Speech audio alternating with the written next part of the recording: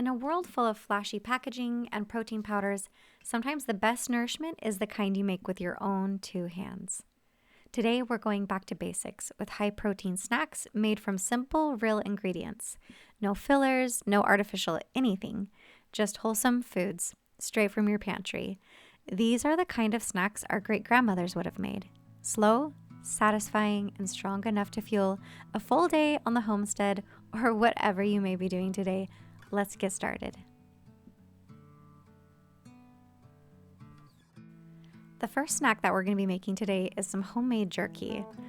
This snack is packed with protein. It says that 1 ounce of beef or deer jerky has about 9 grams of protein. I don't think it can get any more packed with protein than this.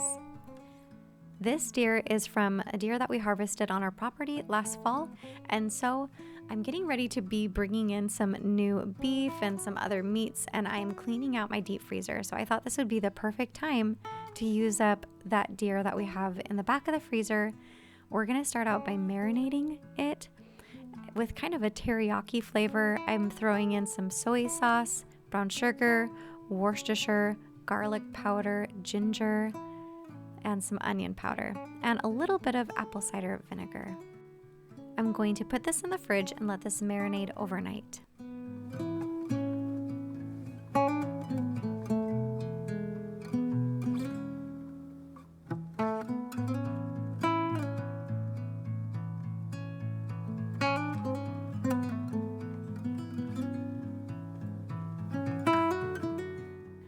Of course, many of you might not have wild game in your freezer or your fridge, but what you can use is some beef from the grocery store.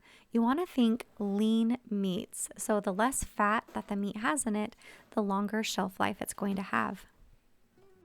So when you're shopping for meats to make into jerky, you're going to want to start with lean cuts, such as top round, bottom round, eye of round, London broil, flank or skirt steaks. The nice thing about deer and elk is they're already so lean, so they're pretty perfect for making jerky. So keep that in mind come next harvest season.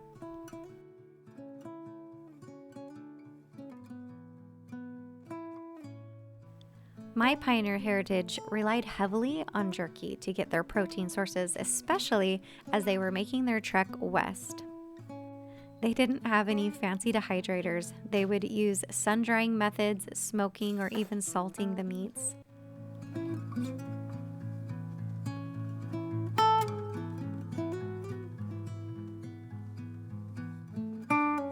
Summer here on the homestead is absolutely beautiful. The days are spent outside, getting wet, working in the garden, but they're also hot and sunny and long and demanding. Staying hydrated is absolutely so important to me, and it keeps those migraines away. And that's why I want to thank LMNT for sponsoring today's video.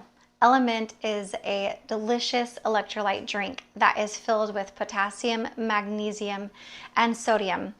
It replenishes your body with everything that you need, with none of the bad things, no artificial colorings, flavors, or sugars. This summer, LMNT is helping you squeeze the most out of the season with their new limited time lemonade salt flavor. It's salty, tart, and so refreshing, like a cold breeze on a hot day, formulated with LMNT's science-backed electrolyte ratio, and it keeps you feeling energized and ready for whatever summer throws at you. And when you click on this link here on the screen, it's also going to be posted in the description box, and just when you click on this link, with any order that you make on their website, you will get a free sample pack. There's going to be 8 packets, and what's even better is they have a no-ask refund policy. They are backing up their products, but I want to tell you that you are going to love these electrolyte drinks. I have let my friends try them, my family members, and they love them. I know you guys are going to love them too. Remember to click on this link so you can get your free sample pack. And thanks so much for sponsoring today's video, LMNT.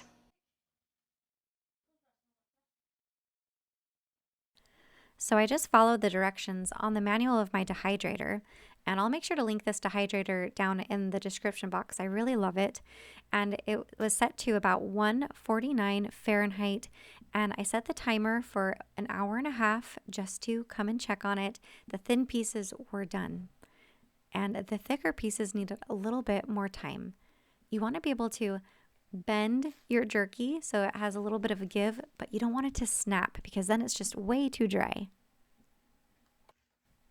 The two key things to making really good jerky is the marinade, getting that marinade just right. You can add some hickory smoked salt or even some liquid smoke to give it that smoky flavor, and then to not overcook it so it's not, unbearable to chew on.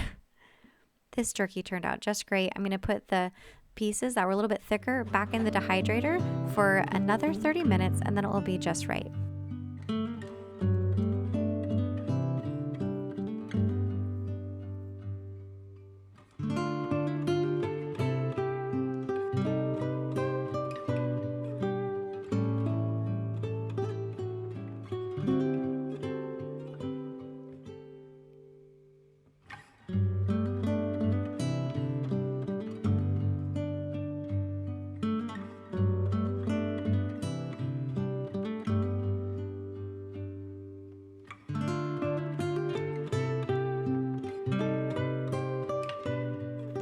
Cottage cheese is a great source of protein, and our family eats it all the time. In fact, you're probably going to see a tutorial coming up soon for how to make your own cottage cheese at home. But today I'm using just a small canister of cottage cheese, about 2 cups, and we're going to make some cottage cheese pudding. So just go according to what tastes good to you. This really does kind of almost taste like a brownie batter, a healthy version, of course. And I just add 2 cups of cottage cheese to the food processor with a couple tablespoons of honey and a couple tablespoons of cocoa powder. I mix this all up until it's nice and smooth, and I put it right into the refrigerator. And I've even tested out making some nice ice cream as well. And I'm just going to top it off with some of our fresh strawberries that are coming out of the garden right now. And it just makes you feel like you're having a little bit of a treat, but it's just packed with protein.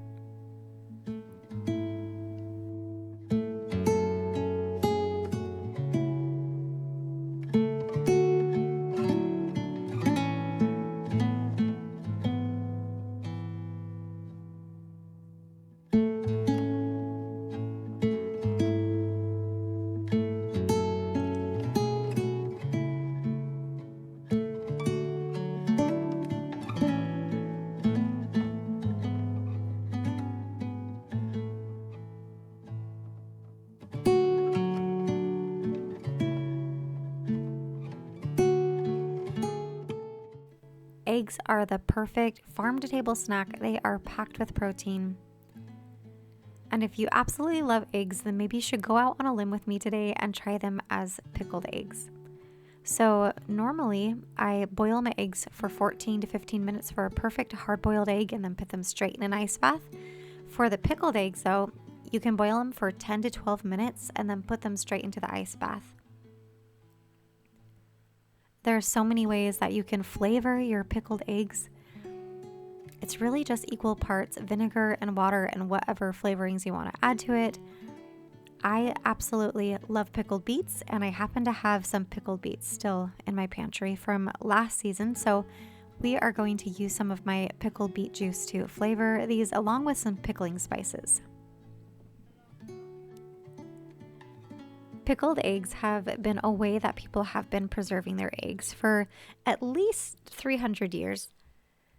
Your pickled eggs will last in the refrigerator for up to 3 to 4 months, which is shocking. And my eggs are definitely not going to last that long. We're going to eat them all up, but what a handy way to preserve your eggs. So if you have lots of eggs coming out of the coop, this can be a great way to hang on to those in the fridge for snacking on later. So now that our eggs have been boiled and put in an ice bath and then peeled, I'm just pouring our hot brine of about a half a cup to 1 cup of beet juice, a half a cup of white vinegar, half a cup of sugar, half a cup of water, and a little bit of pickling spices. They have sat in the fridge for 1 day, and I'm ready to cut into these and see what they look like. They say the longer you leave them in their red brining juice, the more red that the egg gets. It's kind of cool looking, and I thought they were especially tasty with some pickled beets and a slice of buttered sourdough.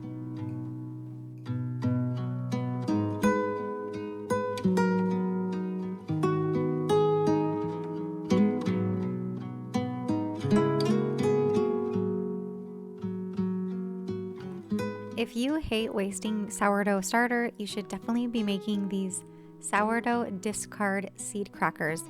In fact, you're probably going to want to stop buying crackers altogether because this recipe is so simple. I don't really measure. I usually just have about a cup or so of sourdough starter discard. It's unfed. I add probably about 1/4 a cup or a few tablespoons of either olive oil or melted butter, and then any seeds or raw nuts of your choice.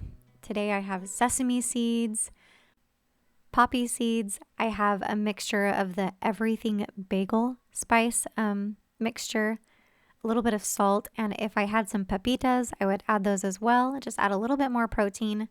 Mix it all together until it's just not tacky. It doesn't stick to your fingers anymore, and it can be rolled out. I like to roll mine out between 2 sheets of parchment paper. And it always turns out better if you can get it just as flat as you can while it's still in contact. And this will make sure your crackers are nice and crispy. The thicker they are, the harder and chewier they can be. They're just better crispy. You can top them off by drizzling them with a little bit of olive oil and then sprinkling a little bit more seeds on there. And then you're going to bake them in the oven at 350 degrees. You're going to bake them for the length of about 30 minutes. If you want to score these into shapes like little squares or rectangles, then go ahead and take them out halfway in between that time, about 10-15 minutes, and cut them with a pizza cutter into the shape that you want, and then let them finish baking until they're just lightly golden brown. If you don't want to worry about cutting them and scoring them, then just break them up into little shards and pieces like I did and go ahead and throw them in the jar.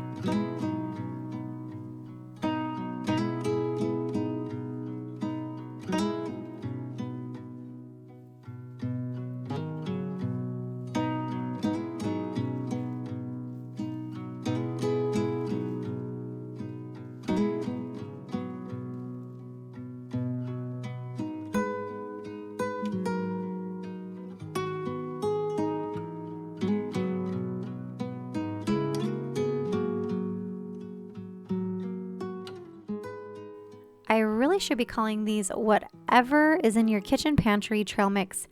I pulled out whatever nuts I had, whatever dried fruit I have, and we're making trail mix.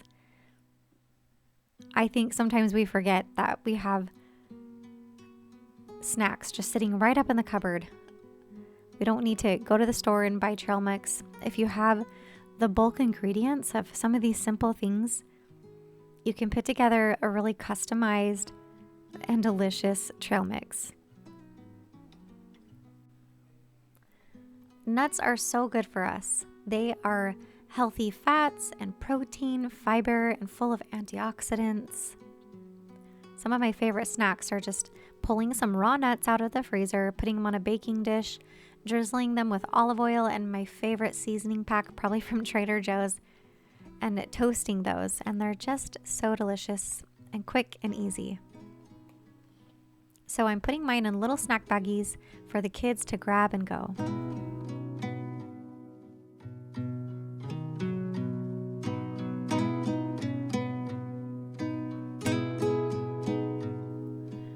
Greek yogurt is just packed full of protein and probiotics. It's a great snack. I'm going to teach you guys how to make it in your crock pot. You're going to want to pour 1/2 gallon of cow's milk. It can be raw, it can be store-bought, either one works. Into your crock pot, you're going to set it to low and let that sit for 3 hours with the lid on. This recipe is great to start out in the afternoon, at least that's the way I prefer to do it. Gives you plenty of time to keep an eye on it and do the first couple of steps. and then let it incubate overnight.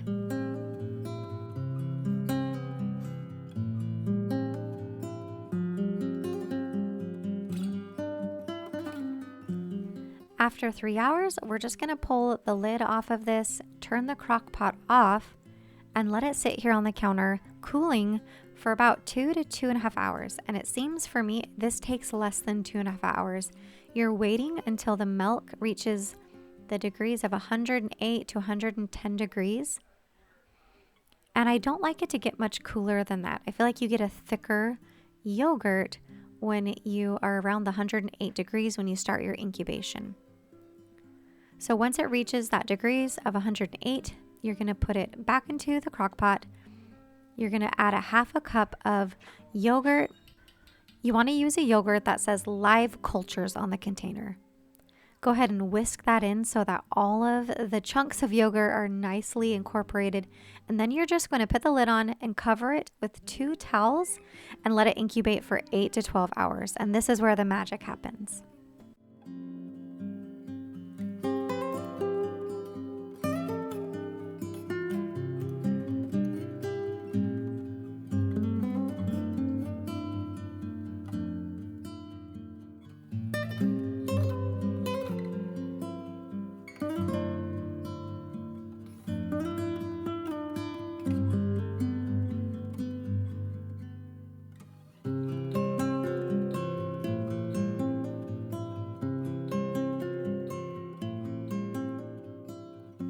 Here in America, Greek yogurt is basically referring to yogurt that has been strained and is much thicker than a regular yogurt. So I just put a colander into a bowl with one of my sourdough towels and I'm straining it at least for a couple of hours.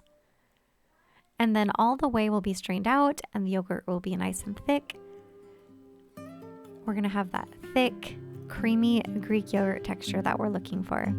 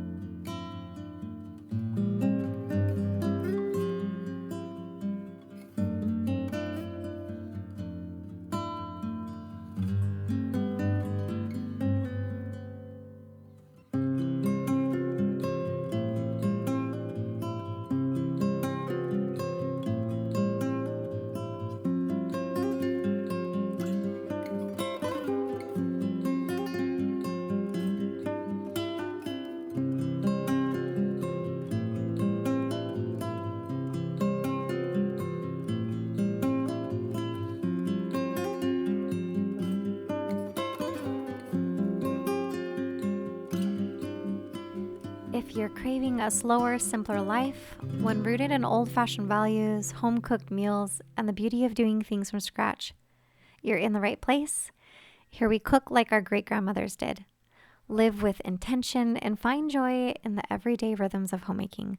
So if that speaks to your heart, I'd love for you to subscribe and stay a while. I'm always trying to find ways to pull away from the grocery store and be less reliant on ingredients that we can't find in our own kitchens. So we are making some granola bars, some protein granola bars without any protein powder, simply made with some oats, dried fruit, nut butter, some honey, and whatever else you have in your pantry, fruits and nuts that you would like to add to this recipe.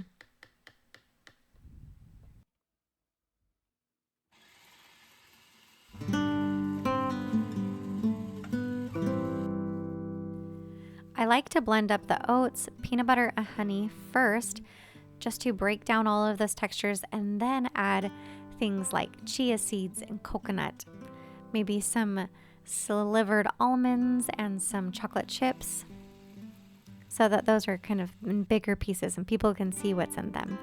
I'm going to press this into an 8x8 pan with some parchment paper, and also press in some chocolate chips to go in on top.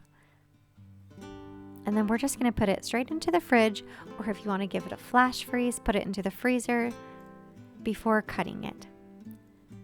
Because of the amount of peanut butter that is in these bars, you're going to need to keep them in the refrigerator or even in the freezer to store, because they tend to kind of crumble or get melty.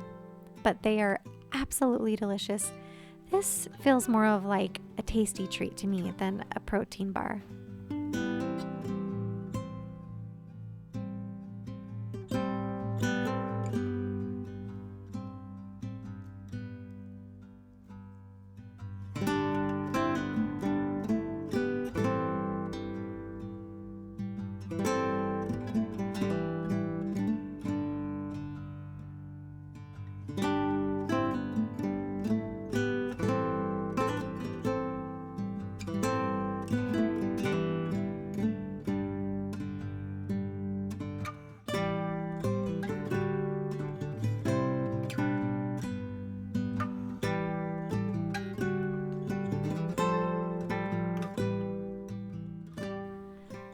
I just have to keep reminding myself when I'm thinking of things to make for my family and give them nutritious food to just keep things simple.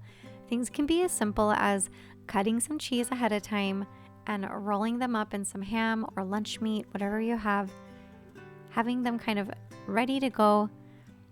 It's a good way to get that protein in and to just fill up the bellies. I think my husband was pleasantly surprised when he came home from work this evening and found some snacks in the fridge already for him. He was a happy man. As always, recipes can be found down in the description box below, along with that food dehydrator and LMNT.